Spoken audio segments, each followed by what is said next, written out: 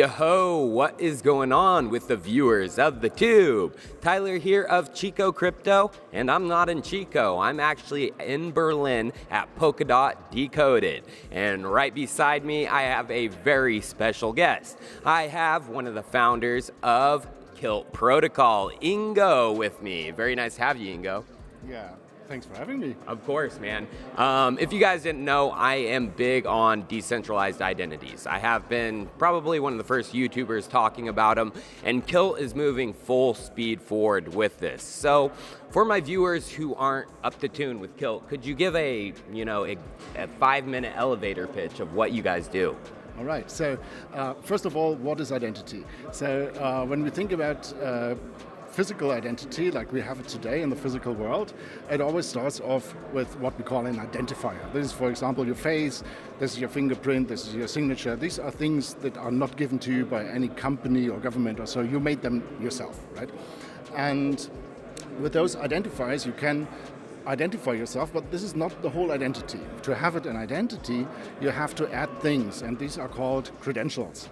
So, for example, you get a passport from your government, you get a university degree from your university, you get a library card from your public library. These are all credentials which are issued by trusted entities. They are all linked to your identifier. They have your name on it, they have a picture of your face on it, and so on. And the cool thing about these identifiers is that they are owned by you, right? So you get this thing and you decide what you do with it. You say you want to show your driver's license for getting into the disco maybe, which is pretty cool because the issuer of the driver's license will never find out that you were in this disco, right? And you could also use a different credential for that. So there's a lot of power actually at the user.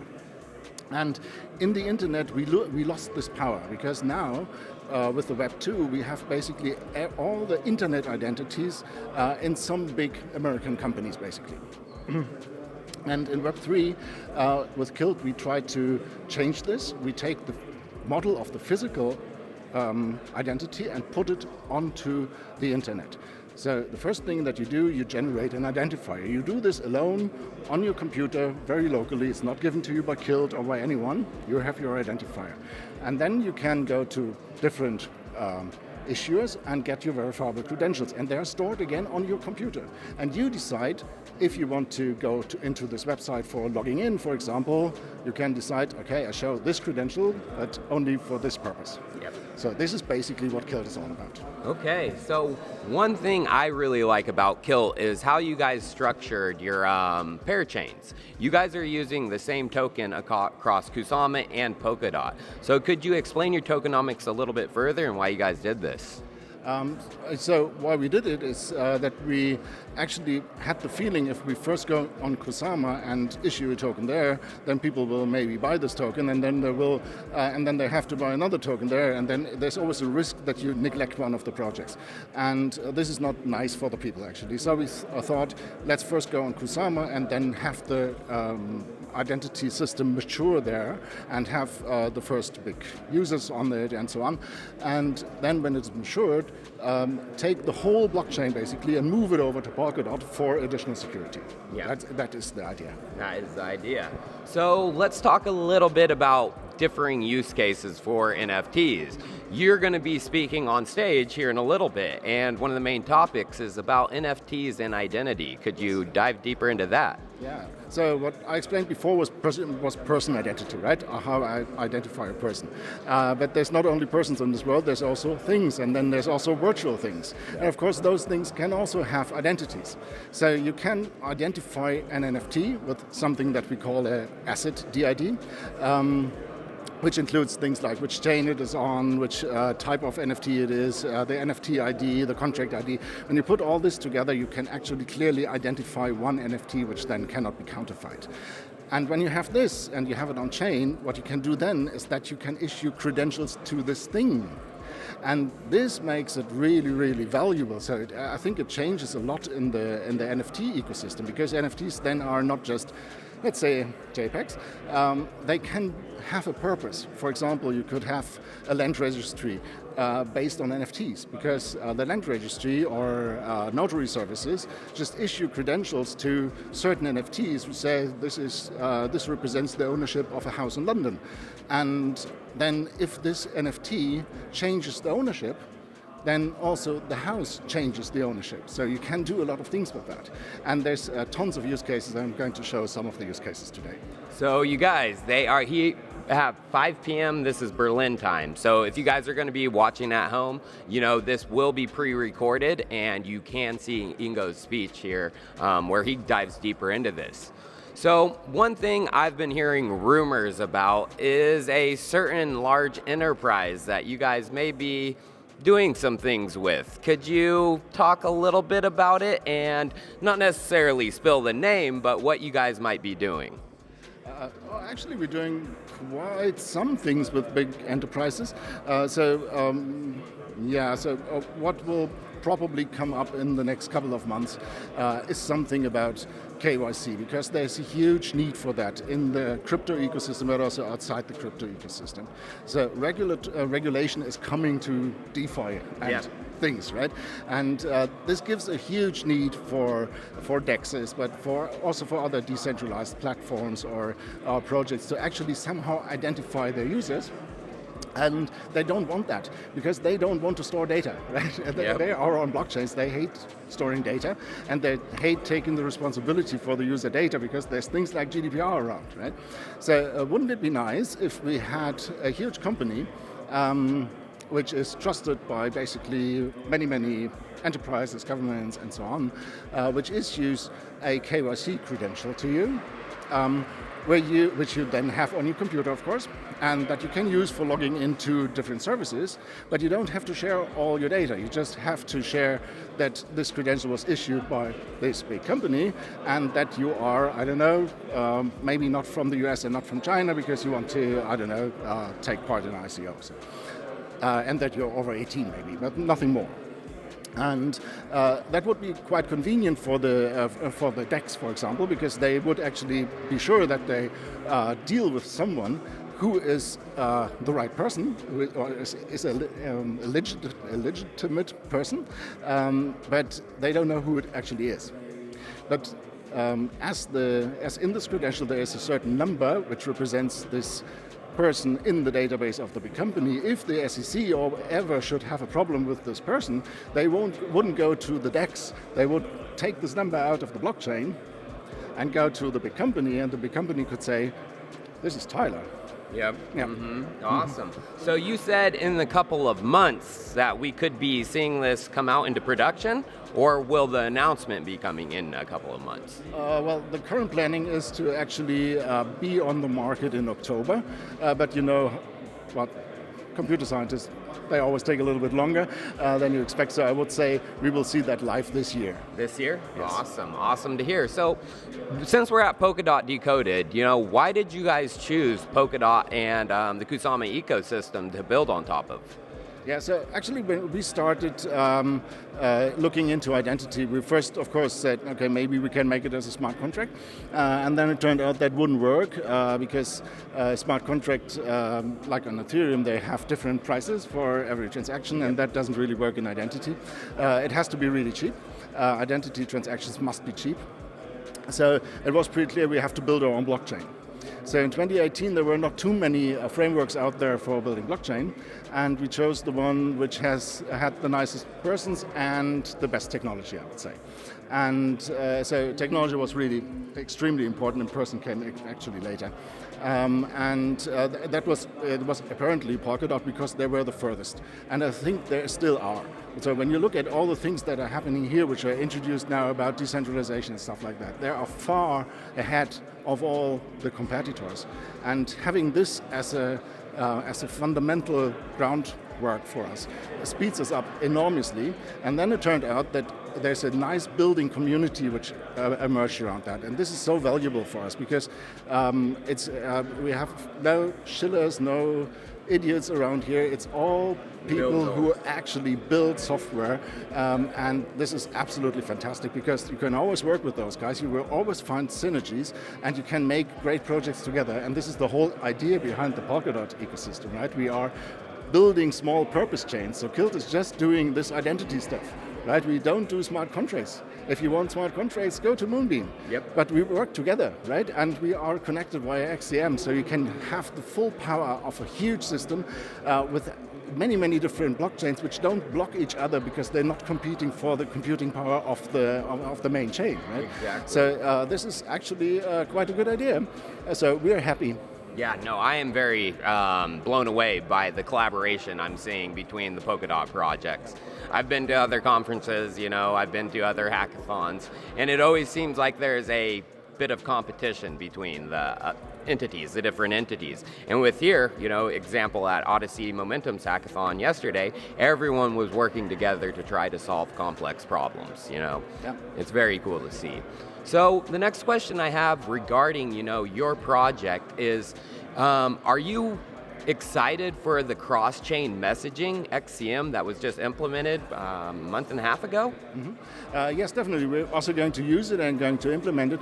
And this is exactly what I said before, actually. When you want to have purpose chains, then every chain has only a single purpose, like maybe having smart contracts or making identity or making ownership or whatever, or producing NFTs.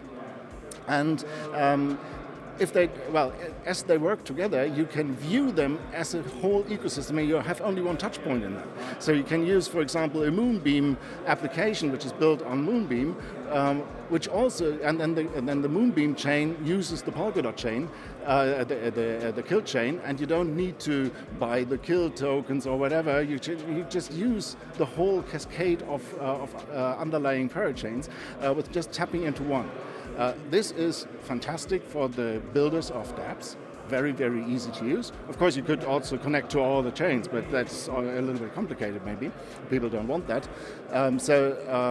Yeah, I'm pretty excited about it, yeah. Awesome. So another question I like to give is, thoughts behind names. Where did the name Kilt come from, and why did you guys name your company that? So yeah, we're thinking, as I said, about identity, and then we thought, what is a good symbol for identity, and especially for identity where you don't disclose everything, right? Because you can disclose just part of your credentials, for example. And then we thought about a kilt, actually, because a kilt, this Scottish piece of menswear, this shows that you're Scottish first, but it also shows, if you look at the pattern, it also shows your family, basically. Oh, I didn't know that. But as long as you don't lift it, it doesn't show everything.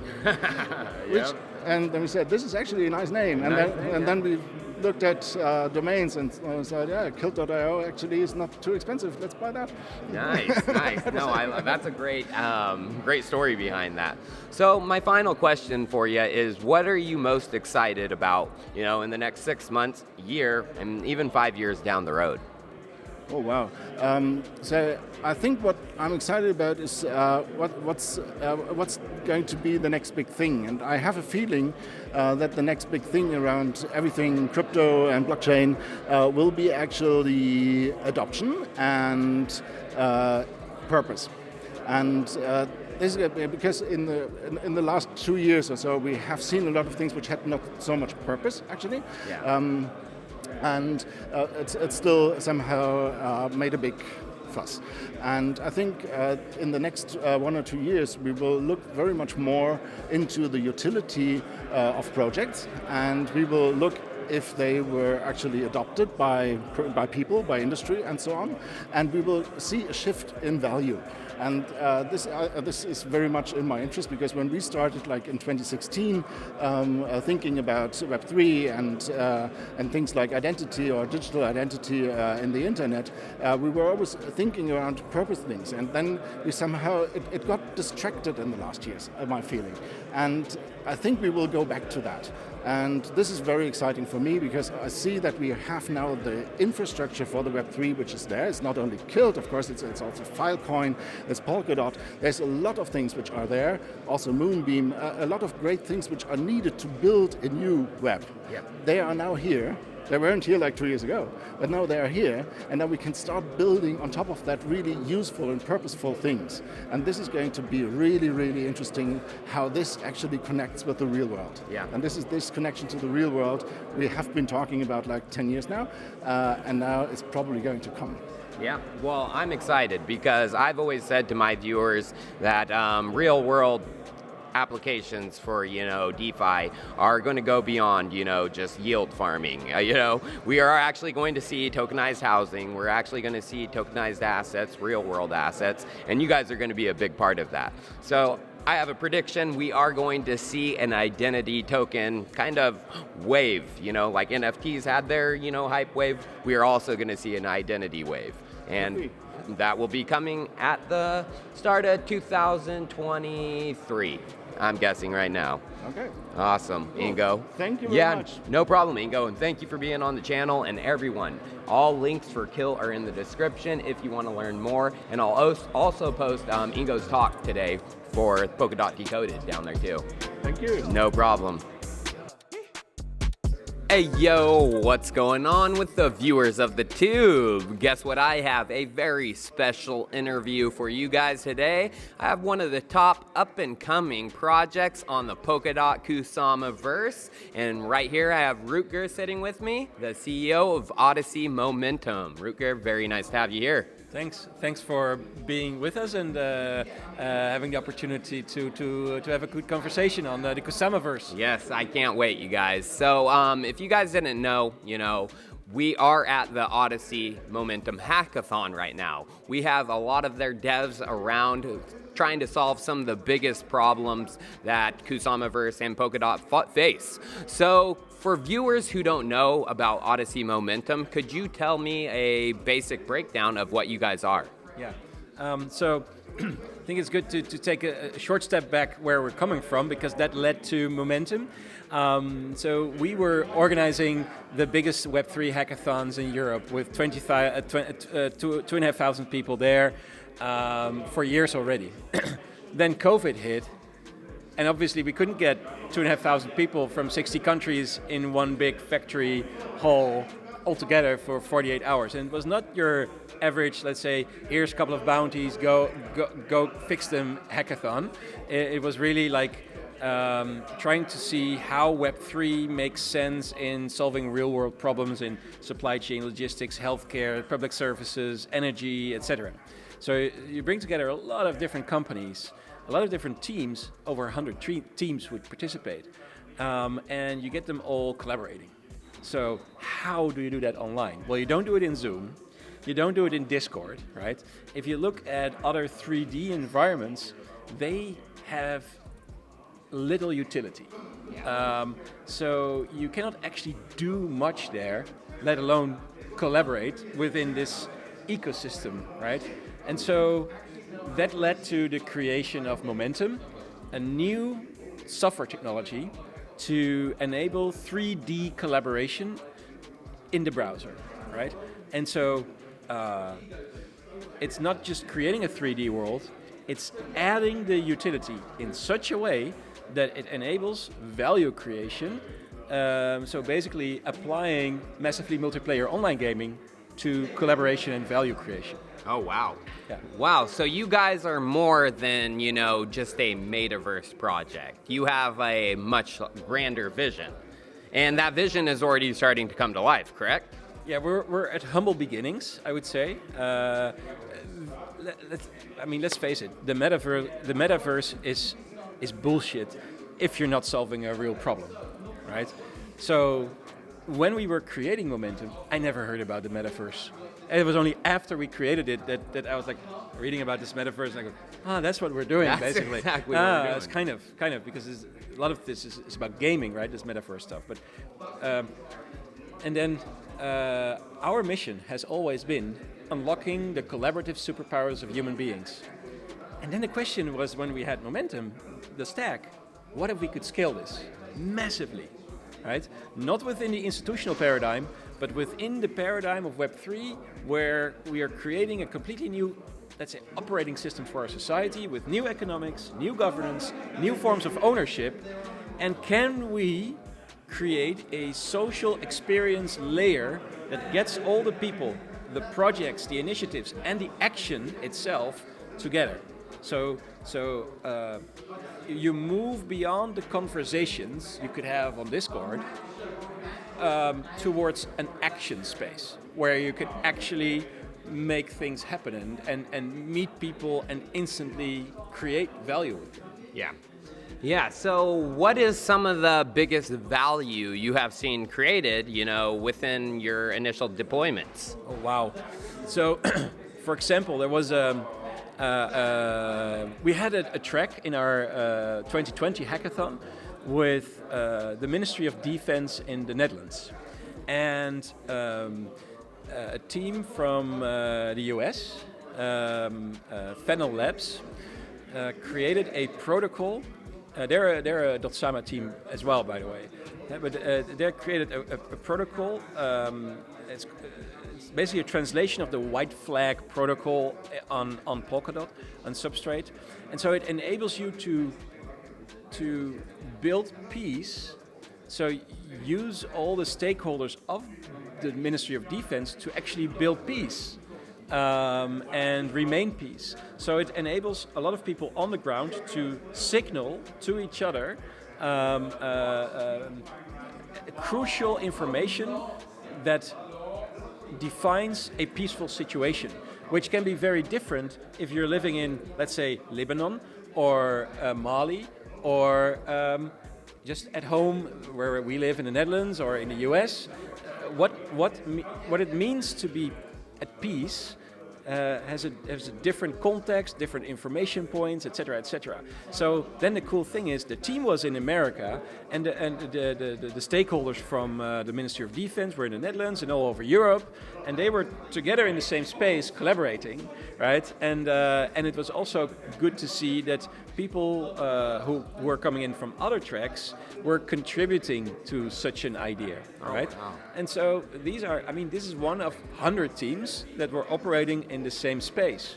And I think, so this is just, but also another, we work with the Sovereign Nature Initiative, sovereignnature.com. I highly recommend to check that out because they're really figuring out how to flip the economics on protecting nature, right? So right now, protecting nature costs money, but what if you can make it profitable, right? Is a tree worth more dead or alive? Right? Alive. Well, yeah, but in the current financial and economic paradigm, it's worth more dead, yeah. right? Just as, for example, a sick person is worth more than a healthy person in the current financial paradigm, right? And we can go on and on and on. Biggest energy spender versus saver, etc., etc. But in this case, seeing how a team, I think it's a space for good, has a kind of a protocol to get all kinds of satellite data and then build preservation recipes for different plots of land, and according to what kind of reading you get on the land, you get different recipes for protecting that a piece of land. Wow. Right? And how can you game that actually in favor of, let's say, the quality of living there? Yeah. Yeah, so a lot of these ideas and protocols, they came to inside of Odyssey Momentum. Yeah, and I would say, these people are really passionate about what they're doing. I think it connects all of the people that are in it for the right reasons in Web3 in general, right? Especially in the Dotsama ecosystem, I see a lot of passionate people that don't take shortcuts, that are in it for the long term and really want to find out how to make things better. And I think Momentum enables you to really easily connect on that level and then dive into any of the initiatives or projects that are going on. Mm-hmm. So it's really a catalyst for that energy that comes from all that passion that people want to make something happen, preferably today, right? So you're able to harness energy from people in a collaborative space, but also you can harness economic energy as well, right? Yeah, I think that's the cool thing. People can bring even their own economics, their own forms of ownership, their own governance, right? And the more you can make that yourself, even determine your own physics. Do you want to walk or fly, right? We choose to fly, but some people maybe want to walk. And so bringing in those economics and governance and ownership models really enable us to serve digital societies, which is not just a community, it's also all that other stuff with the economics and governance and such. And I believe these digital societies are really able to unlock our human potential better than institutional societies and institutional organizations, because they have artificial boundaries from a legacy reality we call the 20th century, right? And we now are seeing how those institutional boundaries are kind of getting us nowhere, basically. It's kind of, let's say, institutional quicksand. Yeah. And so how do we move forward? How do we make progress happen? And I think these digital societies enable us to come together on that passion level and then start creating together despite our backgrounds. Yeah. And you can disagree on a lot of things, but if you can connect on that passionate level and then start co-creating, well, if we can be that social layer with momentum, that is the dream, right? That is what we are in it for.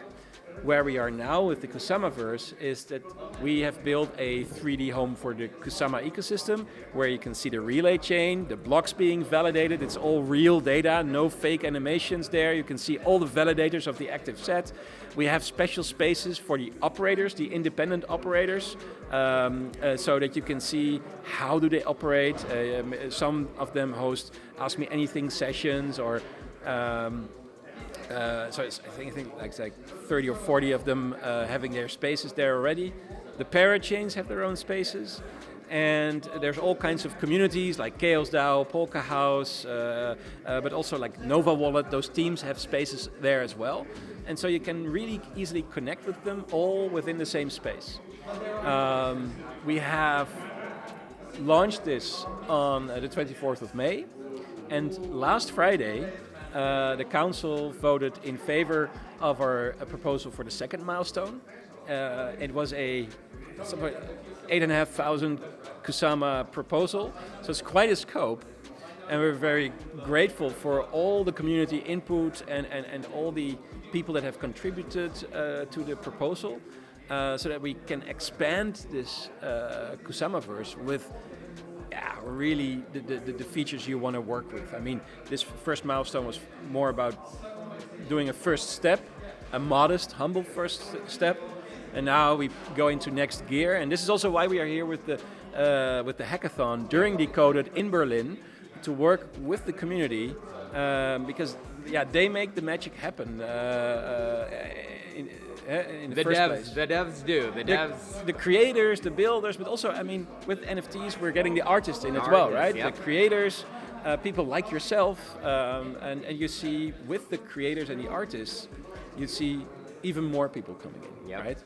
So I think if we look at what is the next wave of people coming into crypto and Web3, then it's really, of course, there will be more devs. There will always be more devs. I mean, Web2 will bore the crap out of them, and then they'll start working in Web3.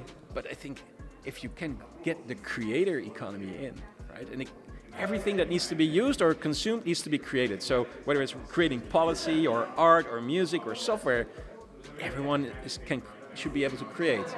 And that's what I'm looking forward to bring in also into this Kusamaverse. So we're bringing in NFTs, we're bringing in all kinds of cool things. And to work with that with the community is the most exciting thing. Yeah, well, if you guys didn't know, chicocrypto is going to have his own home within the Odyssey Momentum Kusamaverse. So let the viewers know at home how they can get involved right now with the Kusamaverse. Yeah, very good one. So check out momentum.xyz. We have a Discord. You can always fly in Momentum, meet one of us. Most of the time we're there, just hanging around or having meetings. There's also a world calendar in Momentum, so you can see what is happening in the Kusamaverse, who is organizing gatherings and such. But Discord is really the good way to connect, as well as shooting us a message or high five us in the Kusamaverse. In the Kusamaverse. So you guys, links for everything which he just mentioned are going to be down in the description. So my final question for you is, you guys are here, building the Kusamaverse, What is your plan for a Polkadot verse and beyond that? Yeah, the ambition is certainly there. So I think we see an opportunity to bring those two worlds closer together. Because in the metaverse, the imagination is your starting point. That's the way we like to see it. Yeah. So right now we have the relay chain of Kusama with the parachains. So I think the next step is to really make that work as we want, and then get the Polkaverse integrated as well. So we move towards the Kusamaverse, so to say. I think it's going to take time, but I think getting the Kusamaverse right together with the community first, and then get Polkadot connected in there is the two-step shuffle we're going to do. So it sounds like you're following Gavin Wood's original plan. Experiment on Kusama first and then move it to Polkadot. I think, yeah, and get it right. Get it right, yeah. That's, and I think, I really love the spirit of, even so for our society in general, that there is this space where you can experiment and grow grassroots. And then when you get it right, you can turn it into a critical system if and when the community sees the benefit of it. And that is the path we're following. And it's very exciting and a lot of fun to be on that path, I would say. So actually, now my final question. My final question is, will we ever see Mr. Wood himself inside of the Kusamaverse? I have no doubt about it. No doubt about it? Yeah. That's a good answer. That's a good answer. Well, Rutger, I appreciate the conversation, man. I cannot wait to start my own Chico cryptoverse and get my whole community inside. Looking forward to it. Awesome.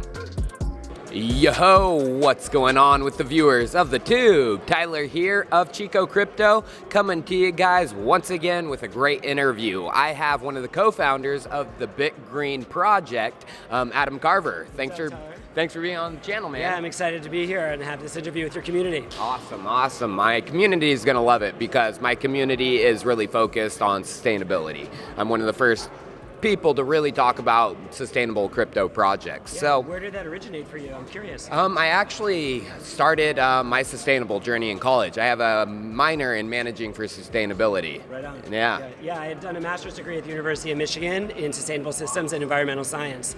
That was mid-career for me. I was already 30 at the time. And so then going back to school to pursue a career, or at least an education potentially to work in a sustainable field, was a bit risky for me at the time because I had come from TradFi, sorry, not sorry. Yeah. And then I never used that degree. But now it feels to me like Bitgreen in my career and my story is this convergence of many different influences that I've had over my professional career. Traditional finance, the environmental sustainability education, and now crypto. And now the crypto. Exactly. So for the viewers who want to learn more about Bitgreen, could you give an elevator pitch of what you guys do and what you're trying to accomplish? Yeah, here we go. So Bitgreen is an upcoming parachain project within the Polkadot network. We'll be participating in a parachain auction later this year, so keep your eyes peeled. Oh yeah. And the focus of Bitgreen is very simple. We're completely focused on developing Web3 innovations for sustainability, corporate ESG, environmental and social governance, as well as a decentralized, compliant platform for green investing. Okay. And the reason why we were launching a parachain rather than being a DApp platform, number one is to try to synergize the emerging market opportunities that are now just beginning to take shape within the real world in sustainability. But the other reason is that we wanted to imbue our chain and our community, and therefore the ecosystem, with the type of sustainable values, right, in governance, as well as embedded within the tokenomics, to try to motivate the behavior that we want to see crypto bridge into the real world, which is sustainable behavior. And we felt that that wouldn't necessarily be possible by building on another smart contracts platform or by connecting different smart contracts between multiple other ecosystems. So we wanted to create our own home for sustainability to feel like it has a safe harbor within Web3. So you guys will be a smart contract parachain, is what you're saying? That's right. Nice, Yes. nice. So can actually people start building on top of you guys right now, or is this coming soon? I wish, but it's coming soon. Yeah. Right. It's still coming soon, Q3 or Q4. We first need to go through the parachain auction. Yep. We're deciding between Kusama or Polkadot. That is a debate that's ongoing every week. Once we make that decision, we'll pursue perhaps a crowd loan, but then ultimately we're targeting September, maybe August for the parachain auction, and sometime thereafter we'll actually go live. That would then enable other teams to build their own engineering solutions on top of Bitgreen. Nice. So have you ever thought of trying this? You know, once you guys go live, because I know you want to The $1 trillion idea. you want to go out as quick as possible. I'm a big fan of Energy Web Chain, EWT. And they are launching the first para-relay chain for the Polkadot ecosystem. So are you guys thinking of possibly trying to obtain a slot on Energy Web when they eventually go live? Yeah, I'll answer it like this. One of the special, unique attributes of the Polkadot ecosystem are these application-specific parachains, right? It enables the full ecosystem to develop from the ground up, grassroots, rather than being top-down. Yeah.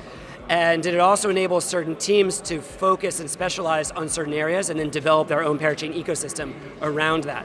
So we've watched not only Energy Web Foundation, but also Centrifuge, right? We have many similarities with each of those chains, not only learning from some of their best practices, but then also trying to creatively think, where are they building something which is their specialty? Right, where like they've already instituted the best practices.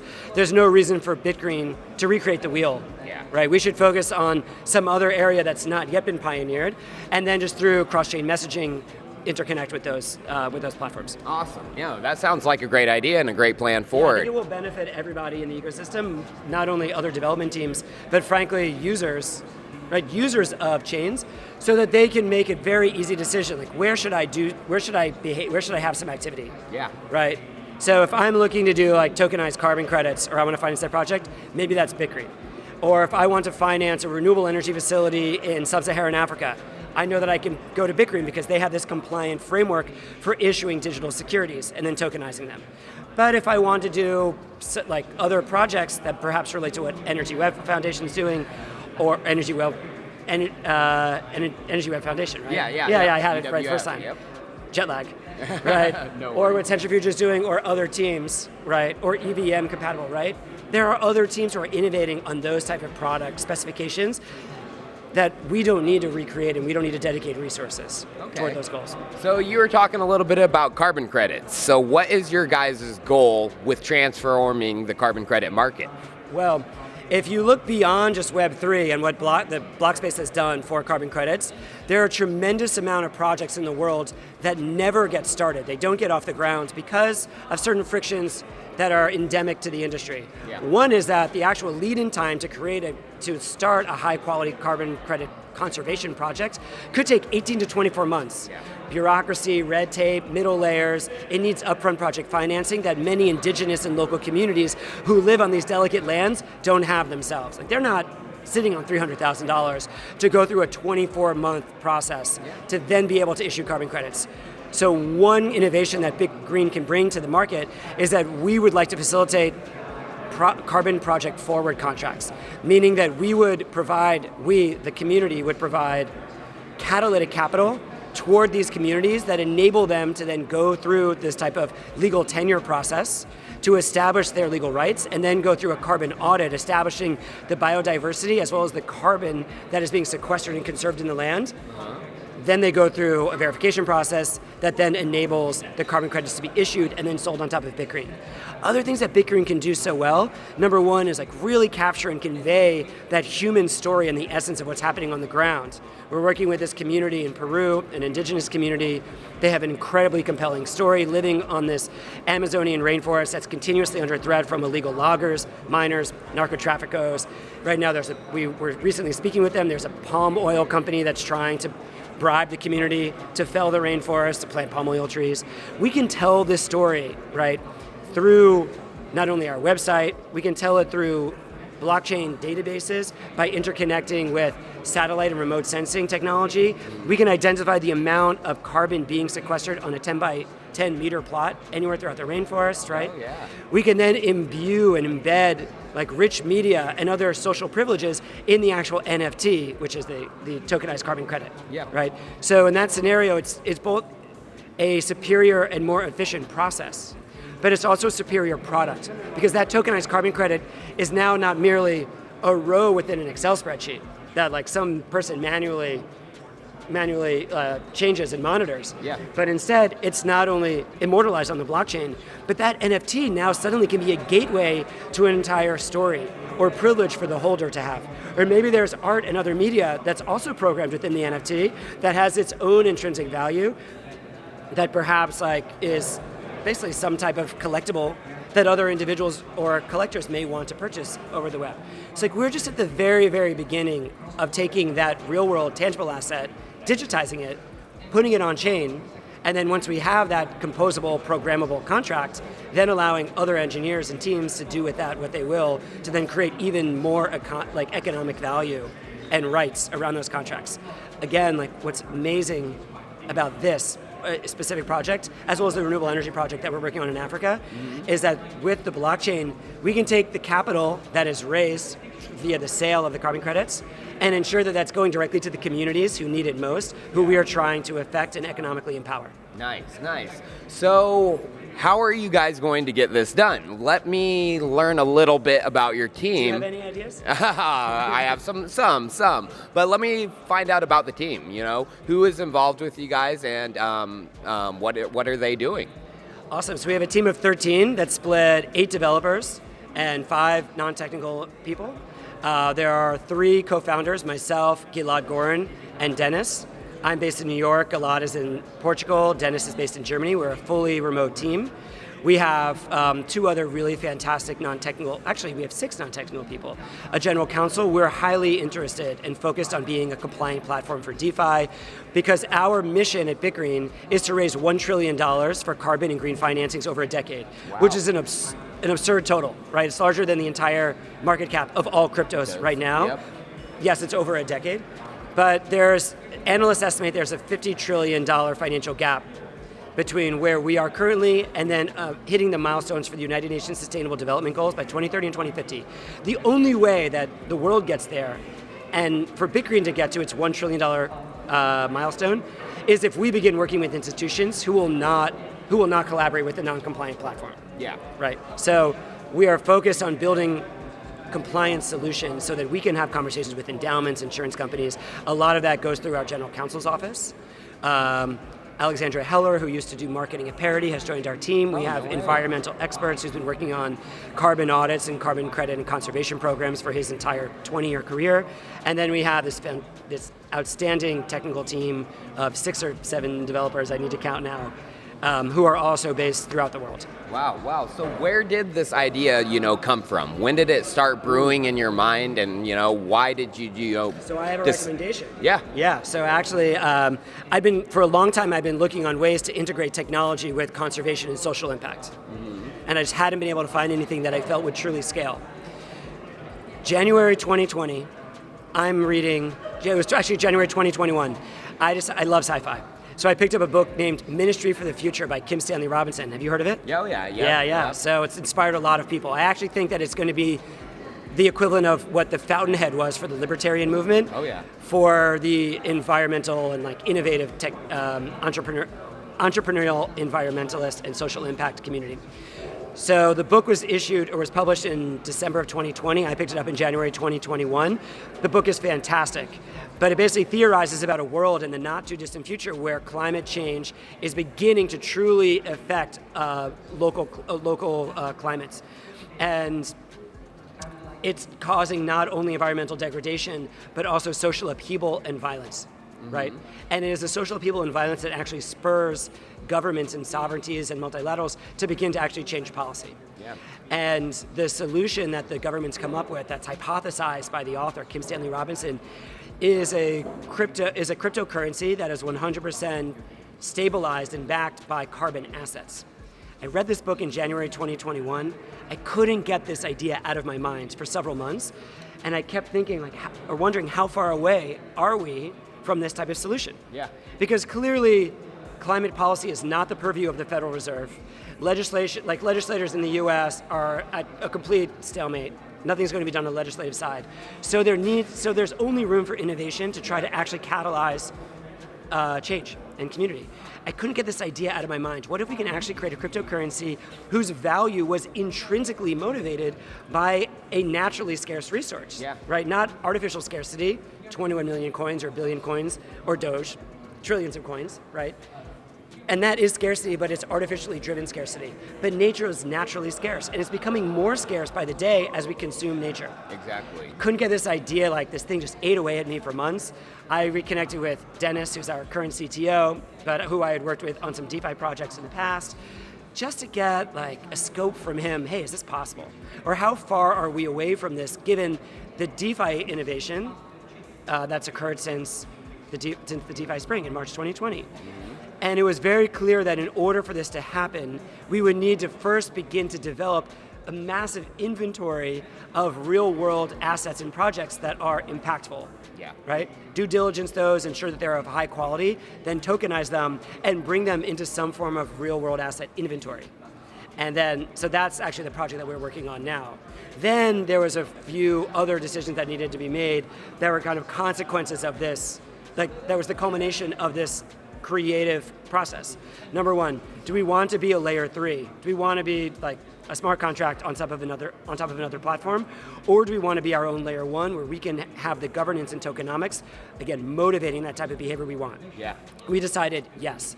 Then that left us with other choices. Do we want to go it alone, as some other layer 1s have done? Do we want to join another networking ecosystem where we don't need to redouble the effort that's already been made? We decided yes. Then the decision was Cosmos, Polkadot, variety of reasons we chose Polkadot. We're really happy with that decision, and the community has like really rallied behind us as well. But that was kind of the decision tree, if you can follow. The idea came from this book. I was inspired by art. Reality imitating art. And now we actually have some of the technology to begin to build those inroads and infrastructure that would enable, perhaps, whether it's Bitgreen or another team, to build maybe a cryptocurrency that's backed by real-world assets related to carbon and renewable energy.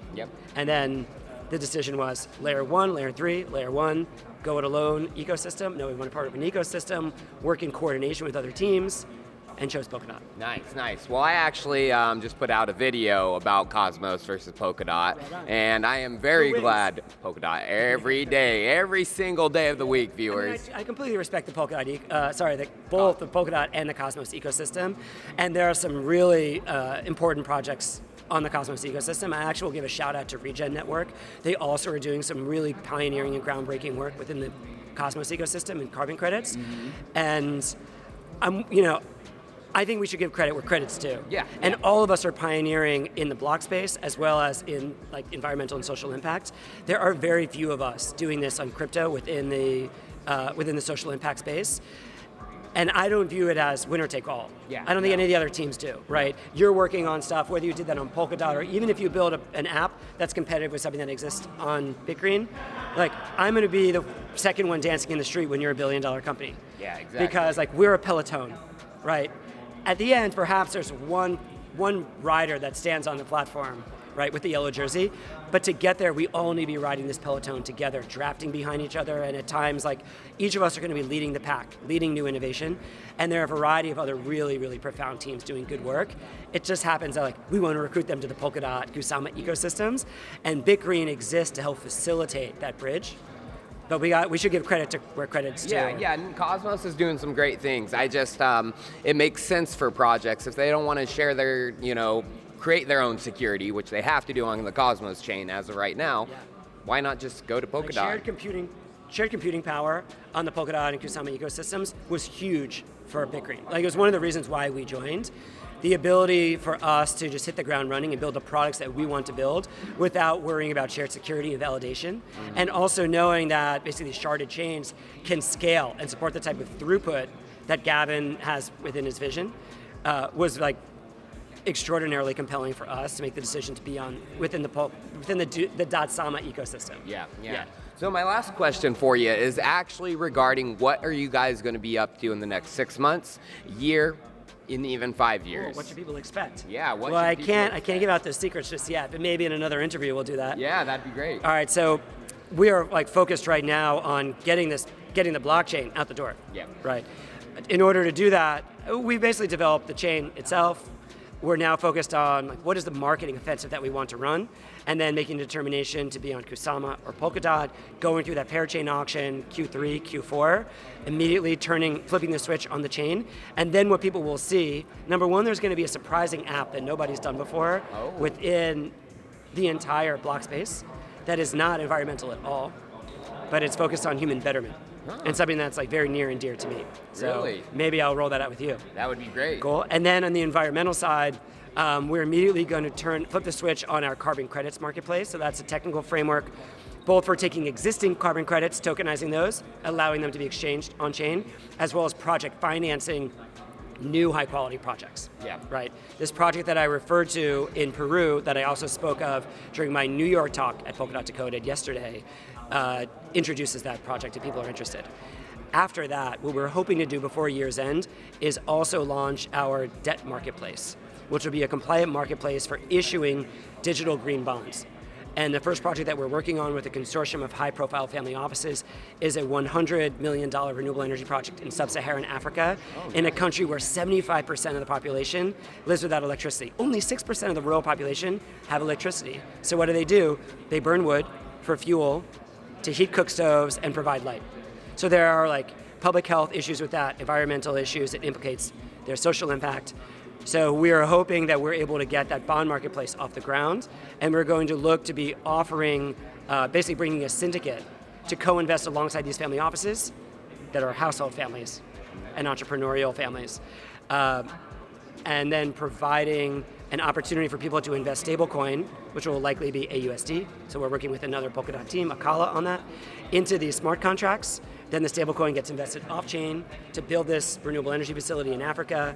Then the investors will receive back their NFT, which is like tantamount to a digital green bond, but it's tokenized. Ooh, that sounds very So if we can exciting. just get these three things out the door, the chain and the parachain auction, the carbon credits marketplace and its Peruvian project, and the green bond marketplace, and that project in Africa, I think it will blow away the market because nothing like this has actually been done before. It's really unprecedented, and it really captures the human story of what Bitgreen is about. Awesome. Well, my viewers will be excited because we are all about sustainability, a majority of us, and we are all about the Polkadot.Sama ecosystem. It doesn't necessarily come from like being green or being an environmentalist. No. The reality is that climate change and sustainability, it's going to touch all 8 billion people, 10 billion people by 2050.